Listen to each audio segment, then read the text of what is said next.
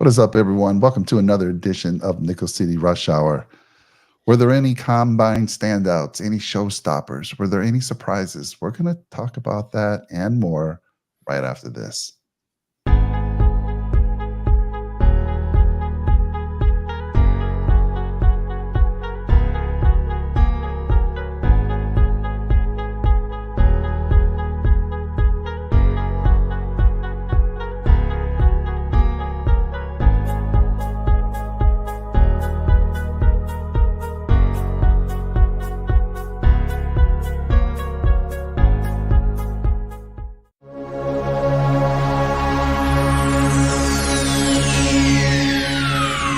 Ladies and gentlemen, may I have your attention, please?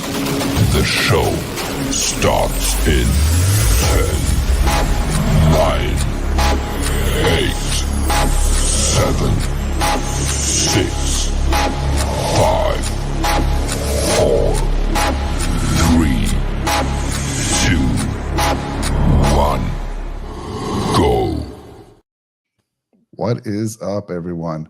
Thanks for joining us tonight. And Keith, we got some fun stuff to talk about. We got the combine, which some people love it. Some people like us really love it.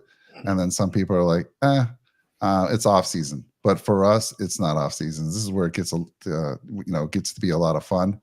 And we're going to cover some things, some guys that we think stood out, some showstoppers maybe, and maybe some surprises. And a surprise could be either something good, something bad. But Keith, how you doing, my friend? Thanks for joining us tonight. By the way, Jake will be joining us in a few minutes. I just see him right there in the green room. He's jumping on, coming back from a heartbreaking loss from a Sabre game. Let's bring him on the stage here. How you doing, my friend? Oh, man.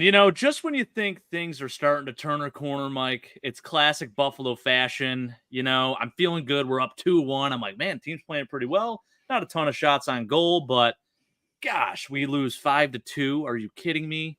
And my brother-in-law, he's sitting next to me at this game. We went together, actually, as did Big Al and a big crew of people as well. Shout out to Alex, I follow. Winnipeg Jets forward. Got to come back, play for his hometown, play against his hometown, I should say. They got the win 5-2, but we were all there in attendance. It was awesome. Yeah, just, classic Buffalo fashion. What are you going to do? Well, it was 2-1. It was 9 minutes left in the game. And I'm like, I checked the score. I'm like, oh, we're in good shape. Then I look as I'm getting ready for the show here, and it's 5-2. I'm like, what the heck? The wheels fall off. But that's hockey. Let's get into some combine talk. Well, listen, everyone. So most of you know the combine was this past week. It actually ended today with the old offensive line. I mean, it goes throughout the whole week. About 300 players are invited, give or take a few. And teams can actually schedule up to 45 interviews with these players. And they're given about 18 minutes to interview with them, which is, it's actually strictly monitored. So that's interesting. Players are given tests, such as the Wonderlic test and the player assessments. And of course, that interview is extremely important that I just talked about. And we're going to get into that a little bit. Let me ask you, Jake, let me start with you. When it's combine time, and I was asking this in the Discord. By the way, we have a Discord. Please join it. There's a $100 giveaway going on for a Big Stitch embroidery and apparel. They got some amazing stuff. If you join our Discord, the link is in the description. We'll show you some stuff later on and what they're offering, but great stuff. They actually have some Nickel City merch, which we're excited about, but they have a lot of other things. So check it out. It's free. Get in the Discord. We're just trying to grow the community there, and get an opportunity to win that $100, which we're going to announce on St. Patrick's Day. So our show that night will announce the winner. But Jake, let me start with you. So when it's combine time, what are you looking for? I love what Brandon Bean actually said. So one of his questions that he talks to prospects about is he really wants to. Well, it's not really even so much a question. He kind of just asks them and has a conversation about how much they love the game of football.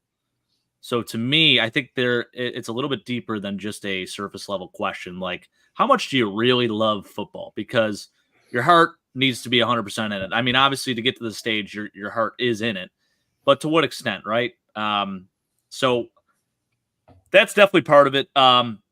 There are some really like off kilter questions that these GMs will ask too. Stuff that you can't really even say probably on camera. Like inappropriate things, as we mentioned in our one show, Keith. Yeah.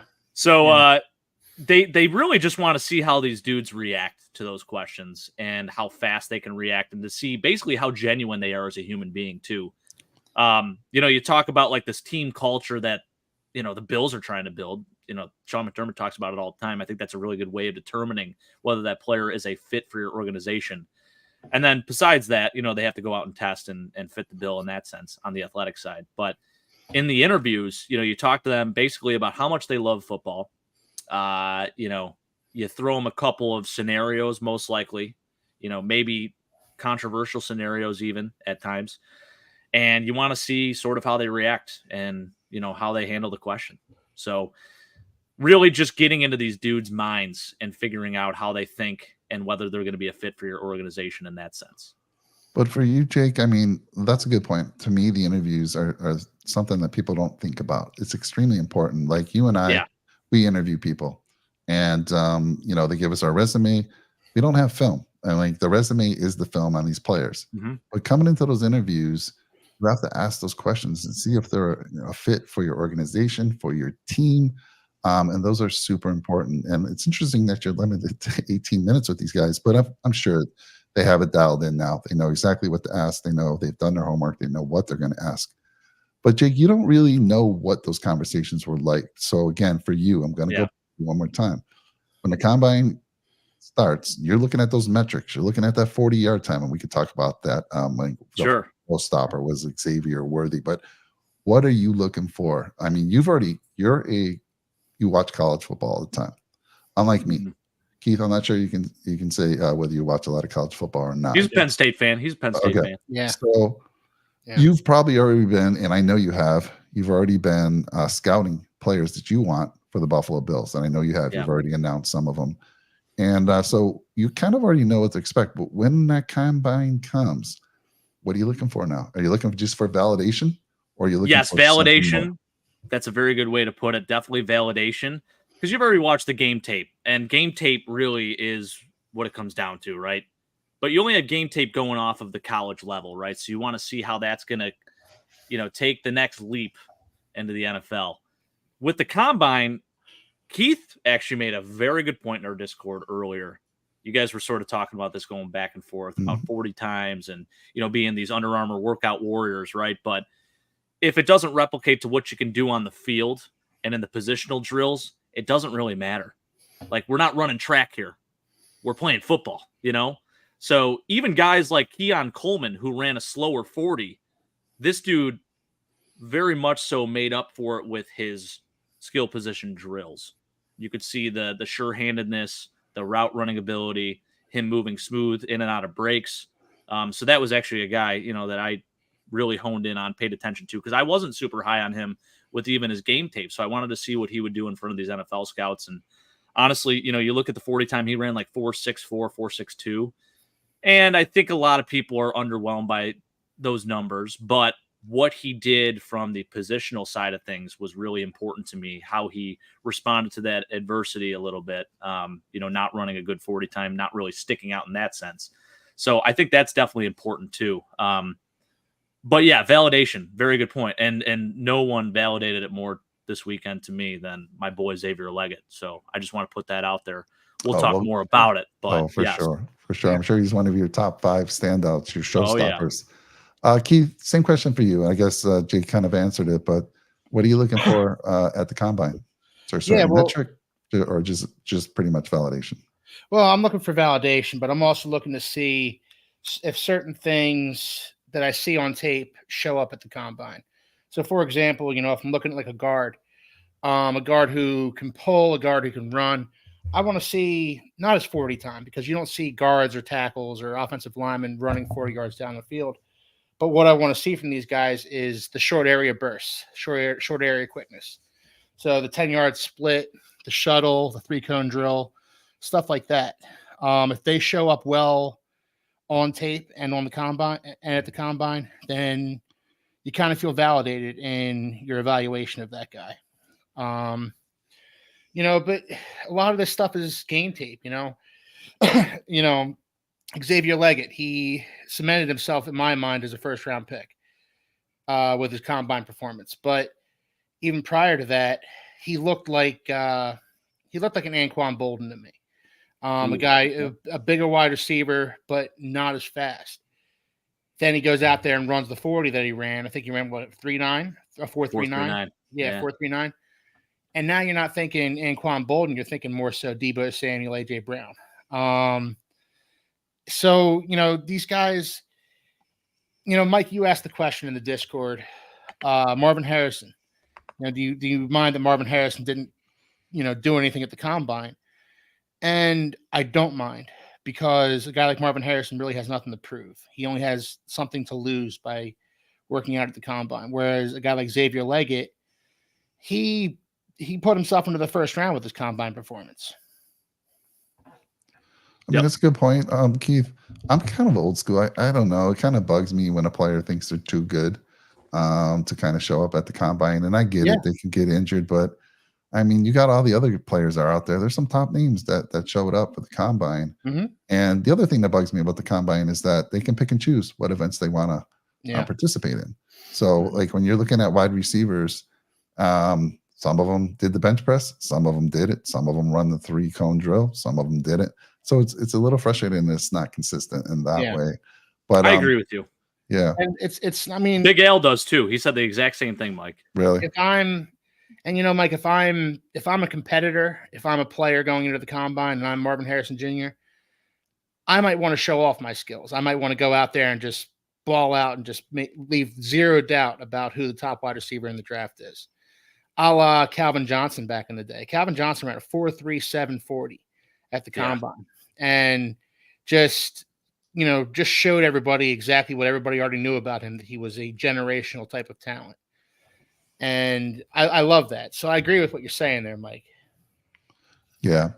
So for me, again, I don't watch a lot of college. When this time comes around, what I do is I use the NFL.com site, and they kind of give you, all of the events, who's the fastest in the 40. And I think the most exciting event for everybody, especially for folks that don't really get into the 3-cone drill or the bench press or the vertical or the broad jump, is the speed. Because as a fan, like, it's obvious to me, the Bills need someone who can, take the top off of defense, who can run like Tyreek Hill. I'm always, going for those standards. I want a guy like a Tyreek Hill. And so the first thing you might look at is speed, right? You go and you check out this 40-yard time. And like, let's talk about the first guy who was a showstopper. It took, 4.21, broke the all-time record in the 40. A guy you drafted in your mock draft a few weeks back, Jake, Xavier Worthy. So when you look at that from that perspective, don't get caught up on speed, because I can tell you what, I'm going to name you some top performers that have run the fastest 40s in the history. So you had Worthy. We all know. We'll see. And I'm going to come back to you guys on Worthy and what you think. I'm sure that shot him up a bit. He was already kind of projected to be, what do you think, Jake? Was he a second or third round guy? Like an early second round pick. Yeah. Okay. A lot of drafts. Yeah. So he's a 4.21. He broke John Ross's record who ran a 4.22. And obviously John Ross is kind of a bust of a career. Got Kalen Barnes. I'm just going to look at running backs. Chris Johnson had a pretty good career, especially early on. He ran a 4.24. I'm going to look at some. I'm just skipping down. Henry Ruggs the third in 2020. Still, not looking. What could have been, right? Yeah. Marquise Goodwin back in 2013. He ran a 4.27, and he had one good year for San Francisco, but otherwise. So again, don't put all your apples in one basket, right? Or don't put all your eggs in one basket. Don't just depend on speed. But speed for me is something I'm looking at. And then what I do is I'm like, all right, let me go dig deeper. Let me go start looking on YouTube. You can look up the film on these guys. And then, of course, you can come to our show and ask these great guys who watch a lot of college football, Jake and Keith, and get their opinions. But that's kind of how things go for me. Let's talk about Xavier Worthy, because he's got to be one of the first showstoppers on your list, guys. So, Jake, talk to me about Xavier, who you mock drafted, and what this did for him. Well, it definitely brings in the conversation on whether he's a first-round pick. And I would hate to see a team like the Kansas City Chiefs go ahead and get this guy at pick 32. I think I read this on Twitter. I forget who the guy was who tweeted it out, but he said the Bills are no longer in a position to say, to let the Chiefs just go ahead and take a receiver in the first round and not get a weapon themselves. It's no longer like, oh, we got to block the Chiefs from getting this guy. It's like, no, we got to draft a guy so we can outscore the Chiefs. So how do you do it? You have to take a playmaker in the first round at the receiver position. Been huge on that. Now, circumstances obviously where maybe you take a different guy like Myron Murphy and then you take a guy like Xavier Worthy in the second, like I did in the mock draft. He was absolutely a showstopper. And you talk about his speed. It was incredible. It was definitely more and much better than I was expecting. His tape is extremely impressive. Speed is great, but what can he do with the football in his hands? The dude is incredible. You get him in open field. He makes dudes miss. He's not afraid of contact either for being as small as he is. He has such a good second burst after catching the football too. I mean, he'll take a screenplay to the house. Like that's just the type of player that he is. And he only did the broad jump and the 40, but he really just wanted to showcase his explosiveness and how explosive he could be. And I think it did him wonders. And I can't wait to see him at the Texas Pro Day. I think both him and Adonai Mitchell, both of them had a tremendous combine. So both of them certainly elevated quite a bit. But yeah, talking about Xavier Worthy, I was, very, very pleasantly surprised with that 4.2. I thought maybe 4.3s, but this guy is Deshaun Jackson 2.0. I'm going to call it right now. He's 100% the next Deshaun Jackson, but faster, even faster. Deshaun Jackson ran 4.35. This dude ran 4.21. Holy smokes. Yeah, it's incredible. Jake, I want to correct you. At least NFL.com is reporting that he did compete in a couple other events. They have him his 10-yard split comes out of the 40, right? That's your first 10 yards. Yeah. He had a vertical jump of 41 inches. 41 I didn't see inches. That. Are you incredible? And a broad jump of 10 feet 11. It's insane. I think to me the only knock on him is his size. He's only 165. I mean, even Tyreek Hill, as short as he is, he's around 190.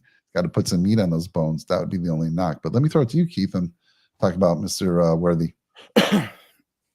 Well, 4.22, 4.21, 40. That's obviously impressive. You have to wonder if he ran himself into the first round as well. So Jake took him in the second round in his mock draft. I don't know that he's gonna be there for Jake. Yeah. I don't know that he's gonna be there for the Bills. The Chiefs might take a flyer out on him, but there you go, Weston. Yeah, Chiefs had a formal meeting with him. There you go. Right.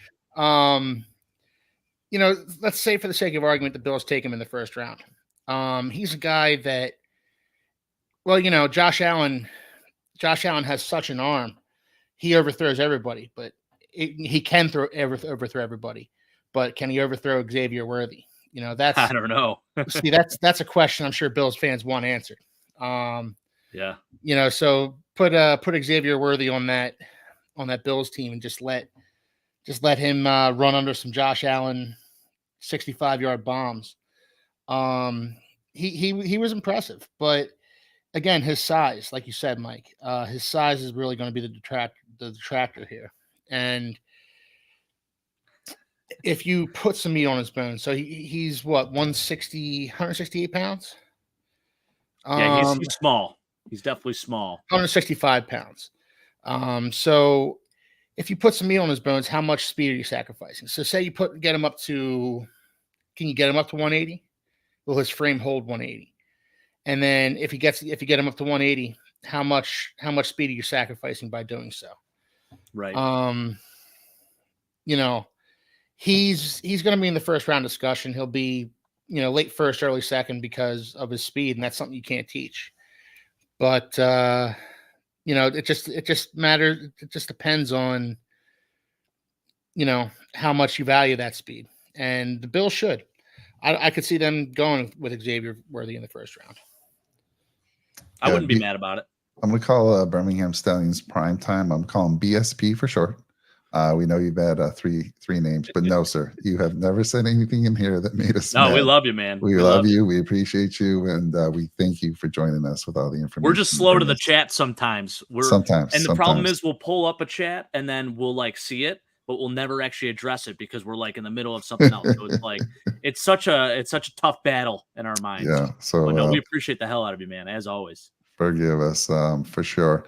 Again, I'm going to say this early because I always forget to say it. If you're new to the channel, please like, comment, and drop a nickel on that subscribe button. And hey, if you're not new to the channel, or just hit that like button for us. Just smash that like button. We appreciate it. So let's go. Sorry, go ahead, sir. No, I was going to say another thing about Xavier Worthy. Like Jake was saying, his tape is really impressive. He was super productive at Texas. So that's another thing where you're not just seeing a guy who ran a huge 40 and then that's it. He was super productive at Texas. He caught a lot of balls, a lot of big balls, a lot of contested balls actually too. So he's an impressive guy. Yeah, and Brett, I'll say this: I do encourage you to watch the tape because he does have a ton of yak potential. I would say probably about half of his touchdowns came after catching something that maybe went for a few yards and he just took it to the house. Yep. Just finds a way to make plays after he catches the football. It's really impressive. And he actually doesn't shy away too much from contact either, which you love to see. He is a football player. But I agree with you. I would like to see maybe 15 pounds. He can add it to his frame because he's 5'11". It's not 5'11". Like he's 5'8". Yeah. It's not like he's 5'8", $165. You know what I mean? At that point, it's like if you put on more weight, you're almost going to be stocky, too stocky. Whereas 5'11", you can fill out a little bit. You get him on an NFL workout plan, I think that'd be really good for him. And even if he does lose, a tenth or two of us, or a tenth of a second, even he still lights out fast and he puts on some muscle and he's a bigger player. Yeah, the next closest guy to him ran a 4.28. But crazy. Let's stick on the wide receivers because this is who are those showstoppers. And I'll start with you, Dolphin. Keith, did you have any other wide receivers beside Worthy on your list of showstoppers or guys that just stood out to you? Well, the guy that stood out to me, honestly, was Brian Thomas. So he ran a 4.33 40. He was another guy that was, one of those first round fringe guys. I think he was probably going in the first round regardless. Now he's just solidly in the first round. I saw mocks where he was going to drop to the Dolphins at 21. Not that I want the Dolphins to go wide receiver in the first round, but I saw mocks where he drops to the Dolphins at 21. After his combine performance, there's no way he makes it to 21. Another guy that I liked was Luke McCaffrey, actually. 4.6 40, a hundredth of a second faster than his brother Christian. 4.46, I'm sorry, 4.46 40. A hundredth of a second faster than Christian McCaffrey. And a 6.7 second three-cone drill, which is one of the top performances amongst wide receivers. So that just shows he's got some agility, some ability to get in and out of cuts. So that was a really nice performance. And Johnny Wilson, 4.53 40. So, at his size, he's 6'6", 6'7". At his size, a 4.53 40 is actually a really good time. So that's something to be excited about regarding him. The rest of his performance wasn't that great, but the 4.53 40, that's encouraging for a guy like Johnny Wilson because I expected him to run a little slower than that, maybe 4.6, 4.65. And his tape kind of shows a 4.6, 4.65. So 4.53 that's going to bump his stock up a little bit. Yeah. Brian Thomas, you mentioned him. So to me, he was already going to be a first rounder. I think he's cemented a top 20. Honestly, this kid ran a 4.33. I didn't expect that. I mean, listen, he ran a 10-yard split. So let me talk to you a little bit about, I had to do a lot of research to catch up with the guys like Jake and Keith on, the 10-yard split. Again, that's the first 10 yards of the 40. And a good one is 1.5 or less. And, something that the teams are looking for. He ran a 1.5. So he's right at that mark, 38.5-inch vertical and a 10.6 inch broad jump. And when I'm also impressed, because not all the receivers do this. I can get why they don't, but he bench pressed. He did 11 sets of 225 pounds.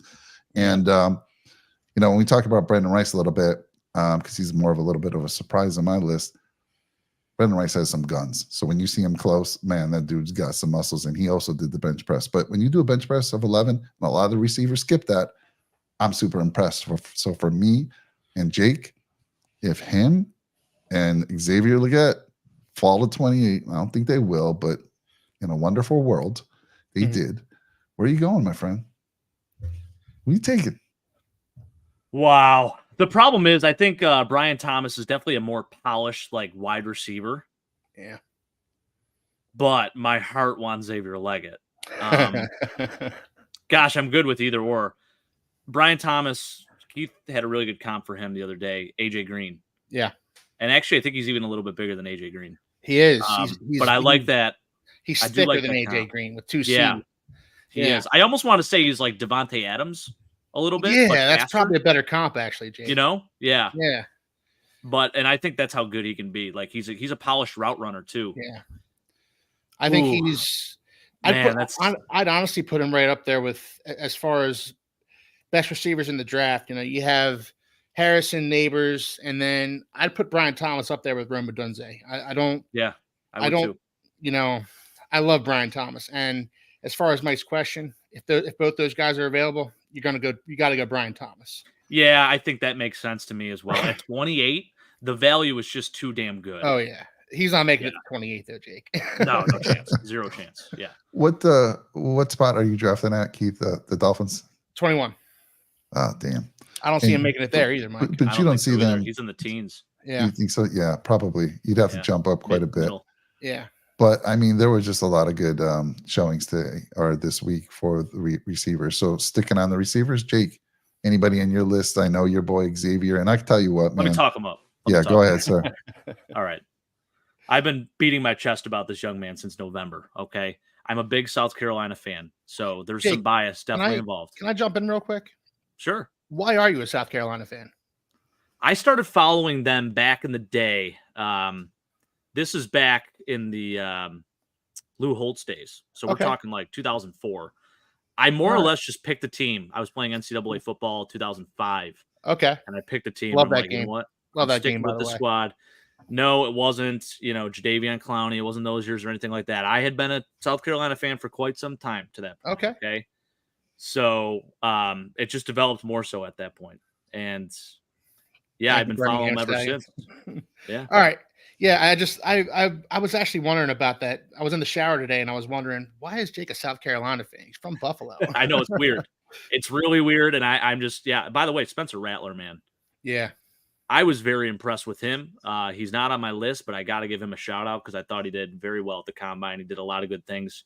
What he did at the Senior Bowl and the Combine are only elevating his draft stock even more. Yeah. So good stuff for him. Xavier Leggett, let's talk about him a little bit, okay? 6'1", 221, built like just a freak of nature. I mean, the dude looks good in shorts. You talk about Josh Allen looking good in shorts.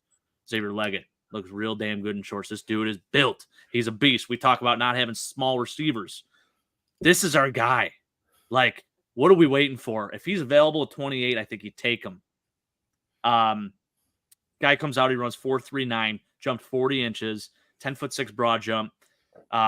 He just did, and his drills, his skill position drills were really, I thought, very solid for the most part. The gauntlet drill he was a little shaky on, but he recovered pretty well. He did extremely well when it was just routes, RVAs, with the quarterbacks. He had a really nice catch on the sidelines, went up and got it too, showed his leaping ability. And to me, what was very impressive was his route running. Actually, for his size, a lot of people said his footwork and his route running needed some help.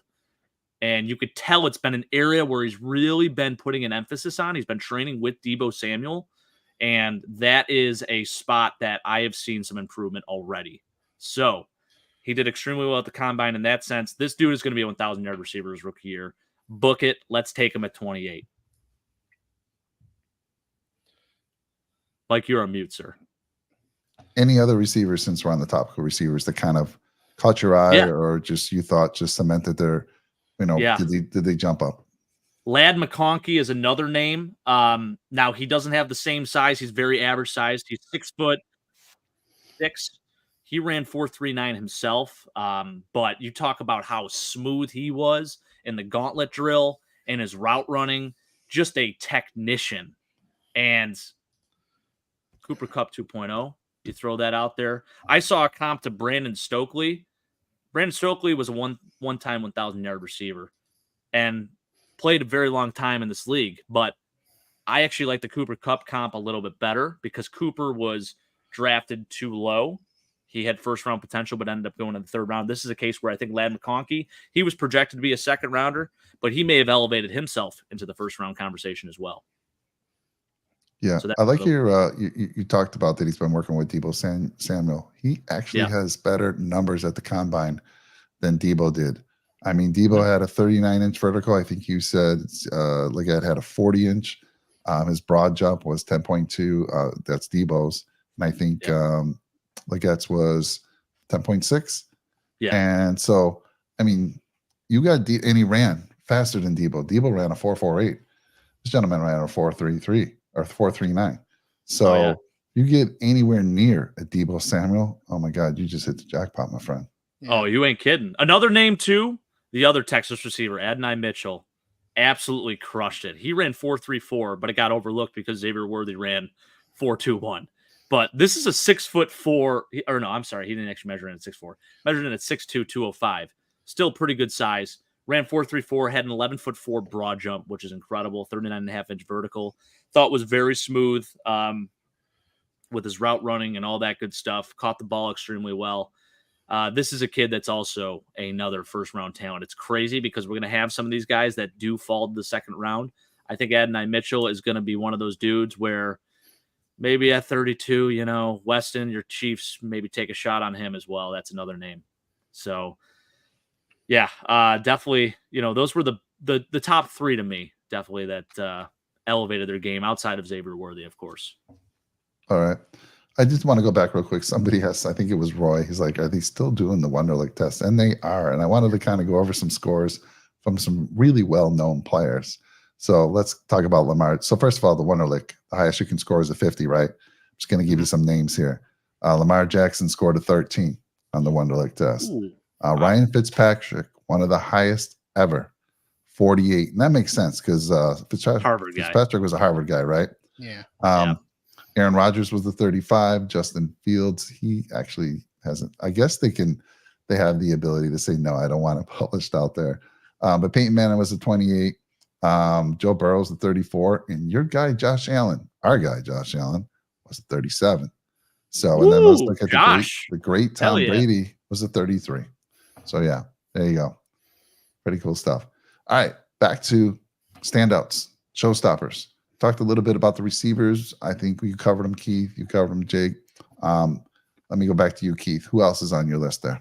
And I don't care where you want to go. I don't care what position group. Who's out there? Well, you know what, Mike? I did tight ends last week on the AFC Summit show. So a couple of guys that stood out to me at tight end. Ben Sinnott. Now, Jake, you texted me on the Discord, and Ben Sinnott, I profiled him on our AFC Summit show. We do that every Tuesday night at 8. And he did pretty well in drills today. He ran a 4.68 40, which is very respectable. And he had a 40-inch vertical jump. So that was one of the tops amongst tight ends. Another one was Tip Ryman. Oh, yeah. 4.64 40 and 28 reps on the bench press. 28. Yeah, that was nice. And he's a really good blocker. He's pretty good receiver. And Dallin Holker. Now, you know, his numbers don't pop off the page at you. He ran a 4.78 40, I believe. But he caught so at one point he thought he was catching balls and he thought the drill was over. So he had the ball tucked. And they threw another one at him, and he caught that with one arm and pulled that in. So he's running away with 2 balls. It was pretty cool. You know, it was awesome. Pretty cool to see him adapt like that. So those 3 guys, I think, Ben Sinnott especially, I think he's climbing boards right now. I think he started out this process as like a 4th or 5th round pick. I wouldn't be surprised to see him taken in the late 2nd, early 3rd round. I love it. Yeah. What's your thoughts? Your thoughts, Jake? The Ben Sinnott one that absolutely stuck out to me. Couple other names, just other players to consider for the Bills, I guess. Dadrian Taylor Demerson, safety out of Texas Tech. He's like probably a third round prospect realistically. I liked what that kid did a lot. Mike, you're gonna be a little iffy on his size, 5'10", 197, but he looked really, really good in the skills portion of it. Ran 4.41, jumped 38 inches, and I think he helped himself a lot. And that's a dude that I want to definitely look at. Consider him as a possible replacement for Micah Hyde. He's also a ball hawk, and I think he can get the job done. He is 5'10", 197, so not exactly where you're looking with height and weight, Mike, but makes up for it, can thump a little bit. I'm a huge fan of that kid, so that's one name. Probably not a name you were most likely expecting. Some other guys... Oh, my boy, I got to talk about Braden Fisk a little bit, right? So ran the fastest 40 Definitely. among defensive tackles. This dude, he really jumped up some boards. He's going to be an early second rounder at this point. He may, I don't think he'll get to the first round, but what a motor on this kid. Yeah. Athleticism score off the charts. I think he put up 26 reps on the bench press, ran 4.37 in the short yard shuttle. Yeah. 26 reps of the bench press, 4.37 on the short yard shuttle, which you love to see. Lateral quickness, extremely important, especially as a defensive lineman. And just did some really, really good things. So Braden Fisk, that is my boy. I freaking love him. Great alternative. If we don't go with the size with De'Vondre Sweat, maybe Braden Fisk. That's another option. That's Kyle Williams 2.0, like I said. So, huge, huge fan of him. Another guy that popped off that we could talk about the kid out of Toledo as a corner. It's not really a need for the Bills, but he really, really impressed being a MAC school guy too. I got to give a shout out to the MAC. Ran 4.33, jumped 38 inches, 10'2" broad jump, benched 20 times, Mike. He's 6 foot, a $195. When you bench your weight, when you bench more than what you weigh, you're considered to be strong. This dude not only did that, but he did it 20 times. Yep. So just a really, really good showing for him. I think he's definitely worthy of a first-round pick. Kenyon Mitchell, big name to pay attention to. So definitely a riser on my board. And then I did want to mention another receiver too, Tez Walker. This is a dude I think that had a lot of doubts. People felt like he was sort of falling on a lot of draft boards, but talk about having a really good combine, in terms of the workout portion of it with the athleticism and just seeing where he's at with everything. Ran 4.36, 40.5-inch vertical, 11'2" broad jump. Give him a player comp right now. They're giving him player comps to Alec Pierce, who I was a huge fan of coming out of Cincinnati. And I do think that's a good comp for him. I think he's obviously a little bit faster. He ran faster than Alec Pierce, but this dude's athletic. He's taller. He's lankier. And I think, he's definitely worth a second-round pick. Love it. I want to show something here real quick. So here's your guy, right? Yeah. Braden Fisk. And I just want for the casual person who's like doesn't watch a lot of college, and depends on a site like this. I'm a little disappointed in some of the stats they give you, but they have their next gen stats. That's their AI, right? And just so I can explain to you, let me move this up a little bit. When you look at their prospect grade, I don't like their prospect grades at all. Their prospect grade in this gentleman says he'll eventually be an average starter. Totally, he's a day one starter. Exactly. If he comes to Buffalo, he's starting alongside Ed Oliver. So what I usually do, if I'm like, all right, who are some guys I'm going to target? I might start with I might filter by 40, and I might look at I'm looking at defensive tackles. I already know who the defensive tackles I'm kind of interested in. But since he was the fastest, and I've already, we've talked about Braden as well. I'll look at what I look at is the total score here. This is how he actually ranked in the combine for this year. He was third. He scored an 82. But let me give you some other breakdown. The production score is how they did in college. And again, this is AI. This is data science. They're feeding in a bunch of data back from 2005, and they come up with like where these guys rank in all these different categories. and it spits out a production score. That's what the production score is. The athleticism is taken in the combine scores going back. Again, I might have this wrong. I don't know if it's 2005, 2003, but it brings in all the combine scores going as far back as they believe are valid data points. And basically it ranks them there. And what he performed this combine, it spits out a number, 87, pretty damn good, right? And then his total score for defensive tackles combined. There's another one that's part of the model, and that is their size measurables. I wish they showed that, because sometimes you'll add these two up, the 77 and 87, you'll be like, that doesn't equal 82. Well, there's another one out there that they're just not showing, and that's the size measurable, and that's part of the data model that spits out this number. So for you to like, which one should I really look at here? I'm depending on this NFL site. They will give you, if you look down, they'll give you some overview on it, some strengths, some weaknesses. But I guess what I would look at is the total score, and then listen to what Jake and Keith have been saying. Go to YouTube and start watching film on this guy. Just go watch film. Look him up. There's tons of film on all these guys. He's a motor. He's got a motor like nonstop. Jake, did you already say who would you compare him to right now? Kyle Williams. Kyle Williams 2.0, baby. Yeah. I would have said Zach Sealer personally, but I like that. We'll take that. He's one of those guys that's going to be in the league for 10 years, and he's going to be a solid starter for you. He's going to get you some tackles. He's going to be a locker room glue guy. I like Braden Fisk a lot. I actually had him on my list as well. He popped off at me. He has from the start of this whole thing, and especially because the Dolphins are probably going to lose Christian Wilkins. Wouldn't mind seeing them pick up Braden Fisk. Jake, I got a couple questions from the chat. Don't want to ignore them. Cooper Jean looked good. BSP says, Jake, your thoughts on Steve Metzler? Are you thinking of Pete Metzler's? I don't know. I'm assuming he's talking about Pete a draft Metzler's? prospect. No. Pete Metzler's?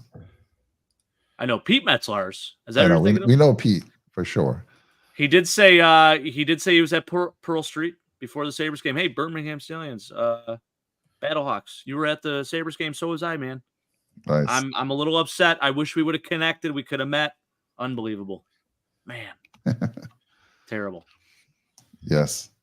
All right, guys. So let's talk about, are there any other standout showstoppers that you guys have that we haven't talked about? And then we'll just pivot real quickly to some surprises. And again, like I said earlier in the show, surprise could be somebody that you were expecting more out of in the combine that kind of, didn't live up to your standards, or just somebody that was very low and all of a sudden, jumped up.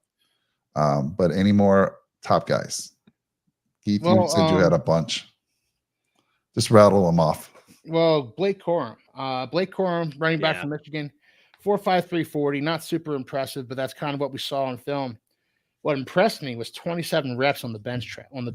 He's one of the top performers. That was really cool to see. Another one I have here is Chris Jenkins. He had 29 reps on the bench press. Chris Jenkins, of course, his father, Chris Jenkins, was a longtime defensive tackle in the NFL. Cooper Beebe. Now he ran a 5.03 40. Not bad. But his 10-yard split was 1.75, which is really good for a guard. I've been touting this guy for a while now. He's kind of made me feel justified in liking him so much. 7.443 cone drill, 7.61 shuttle, all near the top of all offensive linemen, Cooper Beebe. And Christian Mahogany. Now is 5.13 40. That's about average, but his shuttle was 4.53. So I think Christian Mahogany played himself into, again, late first round, early second round territory with that kind of performance. Those are the guys that I wrote down. Another guy who I saw throw a little bit. Another guy, JJ McCarthy. Now, I'm not as high on him as some are. But you can't deny that he looked pretty good out there. He was zipping the ball around pretty good. So they're saying that he cemented himself as a top 10 pick. We'll see.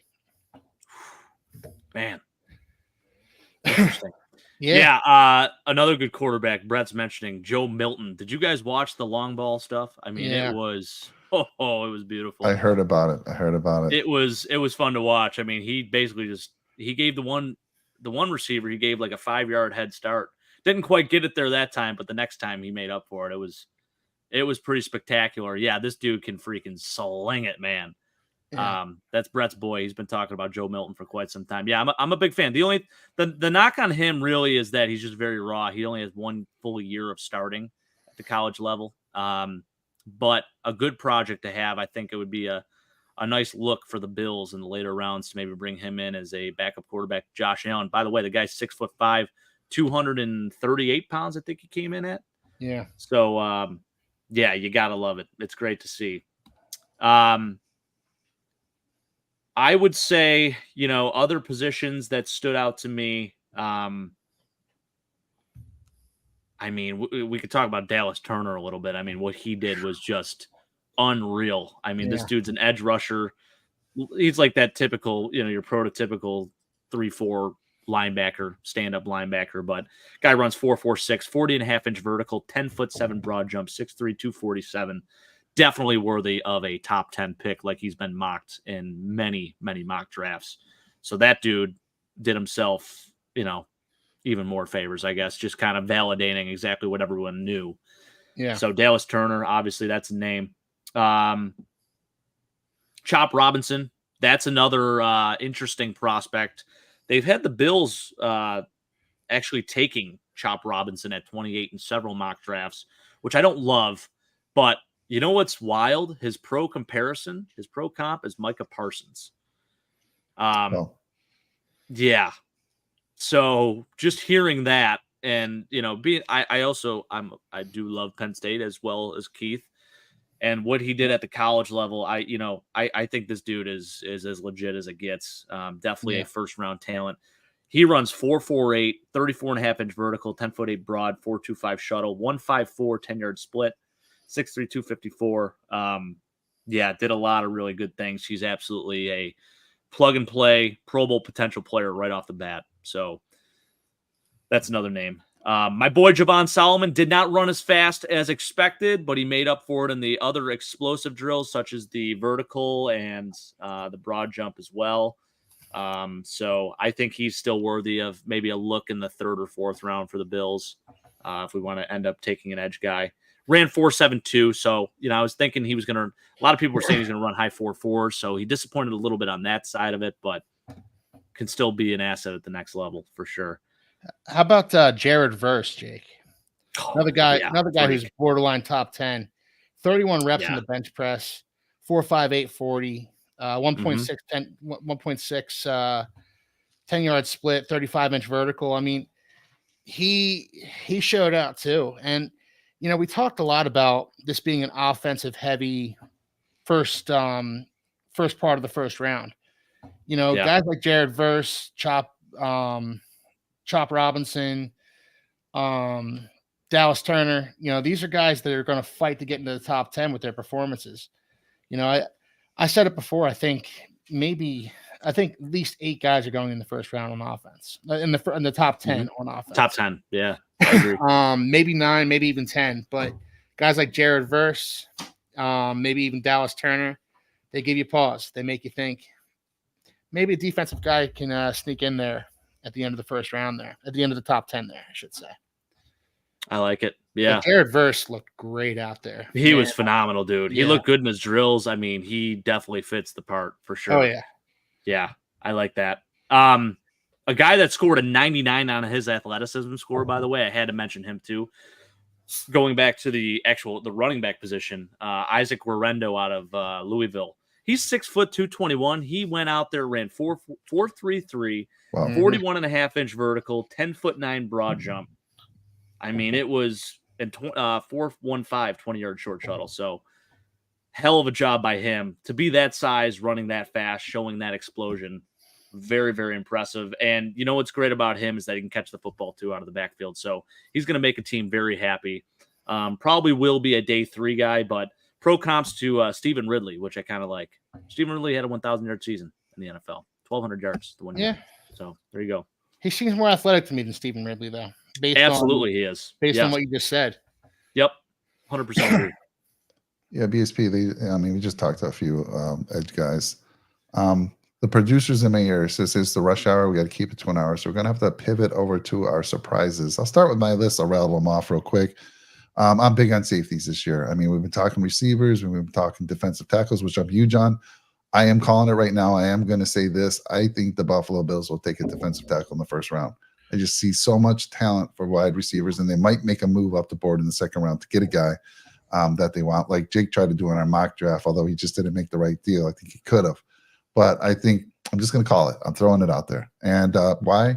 Because I just feel there's just, it's deeper. The wide receiver room is deeper. But let me give you my surprises, and it's all around the safeties. The only surprise in the wide receiver might have been Brendan Rice. He was a little, he's expected to run in the 4.3s. He ran a 4.5. All his other metrics didn't live up to what I thought as well. But when you watch him, when you look closely at him, he's got great size, great height, and he's got guns. He's got some serious muscles. I mean, that's a guy that I want on the field, but I'm still not giving up on him. I know we drafted him in our mock draft. But let me just go through a couple of safeties. So one of the kids that showed up for me was Cole Bishop out of Utah. This kid ran what did he run here? He ran like a 4.45. He had a 10-yard split of 1.52, 39-inch vertical, 10.4 broad jump. Again, this is not somebody in the early rounds for safety, but I think he moved up the board. Some guys that I thought that surprised me that might have moved down the board a little bit was Cameron Kitchens and James Williams, who I was very big on. I was talking to you about the last show. So let me just say why I think it is. So as a safety, first of all, Cameron Kitchens is, I think, based on one of the boards you look at as far as safeties, he's like projected to be one of the top 5 safeties, depending on what board. And what I was concerned about is his 4.65, 40. I was concerned about his 1.59 10-yard split. I was concerned about his 9.2-inch broad jump and his 35-inch vertical. He just and then so the other guy, James Williams, that I talked about, similar situation. This guy to me needs to be a linebacker, dude. Linebackers. He's 6'4". He's 231. Yep. He runs a 4.65, similar time to the gentleman I just mentioned. Another 1.59 10-yard split. 30-inch vertical. I just think he's too big to be back there. Of course, yes, if you need a guy to come in and help with the run support, this is your dude all day. But I think he's just kind of that hybrid guy who plays more like a linebacker. So I think those two guys, to me, dropped down the board a little bit. My boy, Kalen Bullock, I think he stayed right where he is. I think he's still the top guy that I want in the safety position. But Kitchens, to me, also took a little drop. Mike, when it comes to Cameron Kitchens, and I understand what you're saying, because 4.65 that's disappointing. But Kyle Hamilton ran like a 4.69, I believe. He was coming slow. out of Notre Dame. And what these combines don't measure is instincts, is football IQ, and that's what I think Cameron Kitchens has in spades. He's a really intelligent, instinctual player. So while 4.65 is definitely disappointing, I think if I'm Cameron Kitchens' agent, I'm going to NFL teams and I'm saying, well, look at Kyle Hamilton, because he didn't test out too great either. Yeah, you guys want to look at some crazy numbers, by the way?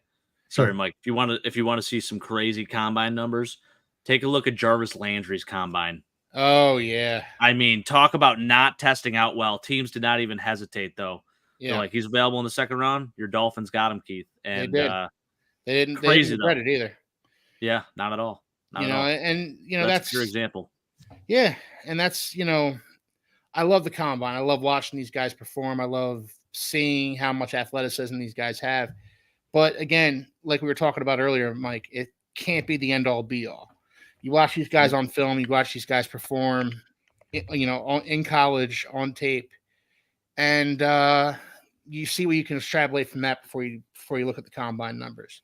Cameron Kitchens is a guy that I come away with really I think he's really impressive as a player and as a person. And 4.65 is certainly disappointing, no doubt about it. But I don't know. I think if the Bills don't want him, the Dolphins will take him. There you go. Well, let me just say Stay in this. Miami. When I say move down, I don't mean he's dropping down to the second or third round, No, or he's not. He's dropping a little bit. To me, that concerns me. And I'm looking at. So you mentioned Kyle Hamilton. Yes, Yeah. Kyle Hamilton is 6'4". He's 220. Similar. He's got 33-inch arms. That's another thing I look at is arm length, right? Yeah. I think the average is around 29 to 30. But when you see some of these guys, like for instance, I think James Williams has 35-inch long arms. Oh my goodness, that's massive. But yeah, so Kyle Hamilton, he ran a 4.59 40, broad jump 10-11. Man, he did everything. 20-yard shuttle 4.32. And he was the top guy as far as safeties in that combine that year. Oh yeah, with his score according to Next Gen Stats.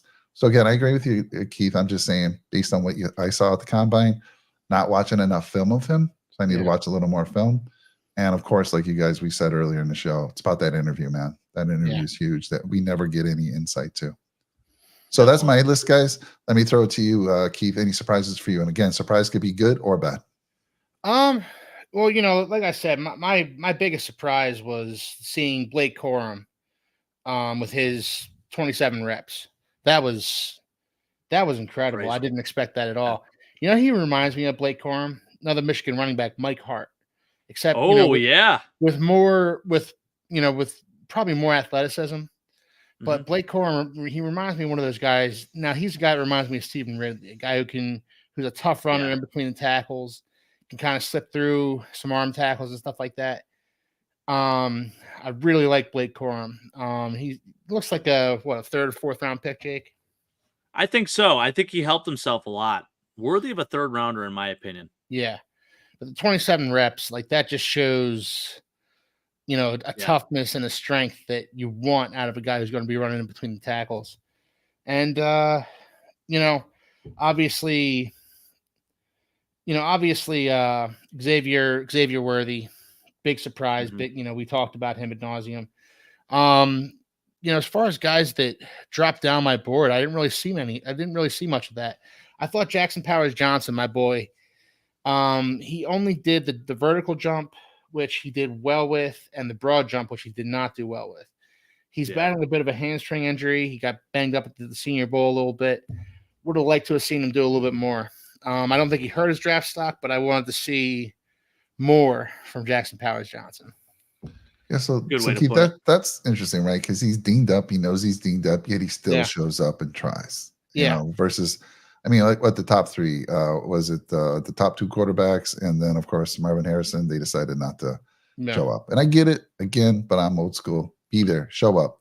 And I want to see you. And I know Jake, again, one other thing. They have their pro day coming, right? So after the combine, which has kind of got a huge national attention, I want to see those guys when the lights are on them. But there's also the pro day. If they didn't show up or can compete or do any of those drills, they have a chance in the pro day. And I guess the NFL comes out to their college and they do these similar events right there. All these drills that they do, they can opt out there, I believe, as well, right? They don't have to do it. It's their option completely. Yeah. But I would like to see them show up. But Jake, throw it to you. You got to end this out for us in a few minutes. Who were some of your surprises on the day? I actually want to bring this one up. So Keon Coleman, I wasn't super surprised. I guess I was a little surprised with how slow it was. It was 4.64 40, but he really, really showed out when it came to the positional drills. He looked really smooth with his hands. He was confident. And one thing that you also do look at is when they are running that gauntlet drill. Daniel Jeremiah did a really good job of explaining this. You look at the top end speed that they hit, and if they can consistently accelerate as they're catching the football, looking, side to side, back and forth. You saw that with Keon Coleman. So that to me really stuck out. Now his production at the college level is not great per se. It's not like, I don't even think he didn't even have a 1,000-yard season.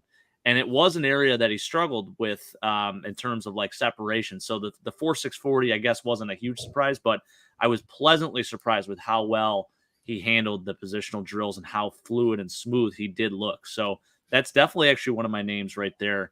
By the way, guys, you talk about poor combine performances. I mentioned Jarvis Landry. I pulled up his official numbers for that year. So this is back in, we're talking back in 2014. ran 4.77 for his 40, had a Yep. 28.5-inch vertical, a 9'2" broad jump. He did bench 225 12 times, but still got picked in the second round by the Dolphins. So And just then goes to show. flip side of the coin, Jake, Mike Mamula, drafted by the Eagles in 1995. He was one of the first players who trained specifically for the drills that he was going to be doing in the combine. He was drafted. The Eagles traded up for him, took him 7th overall. He ran a 4.5 840, I believe, at 6'4", 250 some pounds. That's right. Put up 30 plus reps on the bench. Did you know what his his Wonderlic was a 49? I just looked it up myself. I saw that 49. You also know he is from Buffalo. Just saying. Yeah, he went to Boston College. Yeah, Lackawanna kid. Lackawanna. Yep. Yeah. So, I mean, the other side of the coin there is Mike Mamula, who couldn't stay healthy, but also his production never matched what he showed in the combine. Yeah. So, again, these combine numbers are great, but take them with somewhat of a grain of salt. Don't read too much into them. Look at the player on the field. I 100% agree. Nothing more evident too than back in the day when you would have Al Davis just take the fastest player every year, and they would never pan out. He was either always the fastest or the biggest, right? Yep. The combine workout warrior, or just the dude who was just the biggest mammoth human being, right? I remember he took Darius Hayward Bay and number 7 overall, and I was like, "You gotta be kidding me! Are you serious, Darius Hayward Bay?" Definitely. Yep. It was every freaking year. You can count on it. But you can't teach speed, Jake. You can't. You definitely can't, and it's a factor for sure. I will say just one other guy that the Bills definitely have their eye on, Troy Franklin. He tested well with his numbers, but I felt like the positional drills I wasn't super satisfied with. He just looked very all over the place.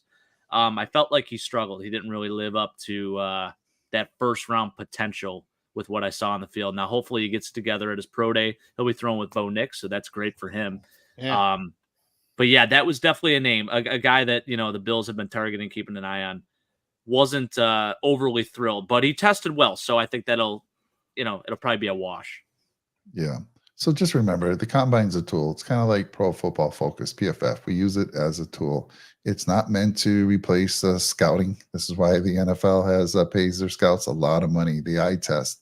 Go check out the film. It's a great way to start, though. If you're like haven't been watching a lot of college, and you're like, man, the Bills need somebody fast. Okay, go to NFL.com. Go filter by wide receivers. Look at speed, and then start drilling into them, and go look at their film. And I can't emphasize that enough. Do not just pick based on the speed of a person. Somebody have something funny that you want to share there? Oh, yeah. Our boy BSP chirping at Keith a little bit. Keith, great rebuttal. Actually, you're not wrong. Eagles. I mean, talk about a team that fell right there. There you go. Right. I want to end the show. Thank you guys. It was a lot of fun. So for those out in the channel, I mean, we talked about, our showstoppers, our standouts. If you have different ones or you agree with us, please let us know in the comments.